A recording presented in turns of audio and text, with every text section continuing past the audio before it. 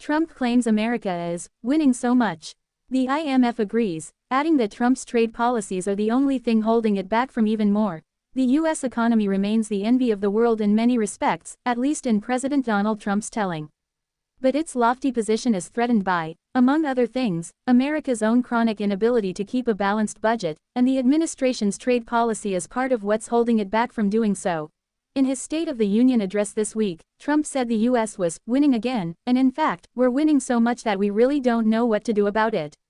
Despite suffering from low approval ratings, Trump might soon score points for the economy, courtesy of the International Monetary Fund, which this week highlighted how the U.S. remains in many ways an economic powerhouse. Strong economic growth, rising productivity, and a labor market that has proved adaptable and resilient combine to paint a rosy picture of the U.S. economy, according to Kristalina Georgieva, the IMF's managing director. We expect that a buoyant U.S. economy will continue to grow strongly throughout this and next year, Georgieva said on Wednesday, shortly after her agency had released its annual review and outlook for the U.S. economy. Georgieva lauded the remarkable performance of the U.S. private sector over the past year. GDP growth reached 2.2% in 2025, and the IMF projects it to accelerate to 2.4% for this year. This resilience has turned the U.S. into a primary economic driver for the world that is creating positive spillovers to the global economy. At a time of high international uncertainty, she added, a strong economy could be the country's best chance to patch up its growing deficit, Georgieva said. But at least according to the IMF's recommendations, Trump's love for punitive tariffs as a main driving force in his trade policy might be actively working against reaching a balanced budget. The deteriorating state of the country's fiscal balance threatens to extinguish the benefits of America's strong economy.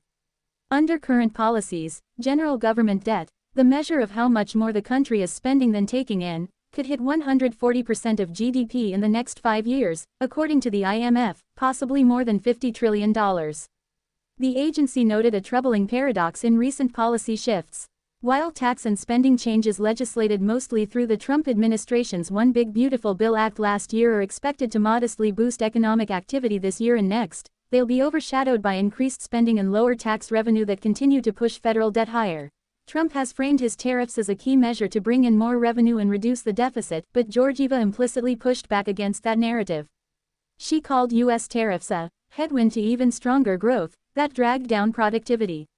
In the story of a strong U.S. economy, we could have seen more of the good news, without the penalizing effect of tariffs, she said. Other groups hold a more discerning view of the nation's economic prosperity.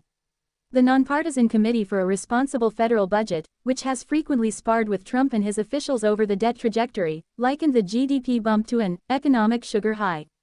A short-term stimulus boost would quickly be followed by a widening deficit and higher interest payments, the CRFB said, warning this burden would override the government's ability to allocate spending elsewhere.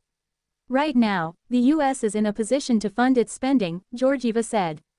This is also good for the world as a whole because a U.S. that grows, has high productivity, grows rapidly, and has the ability to create more opportunities for others, has a positive spillover effect for the rest of the world. This being said, please be careful. Look at the deficit and debt levels. Bring them down, she added.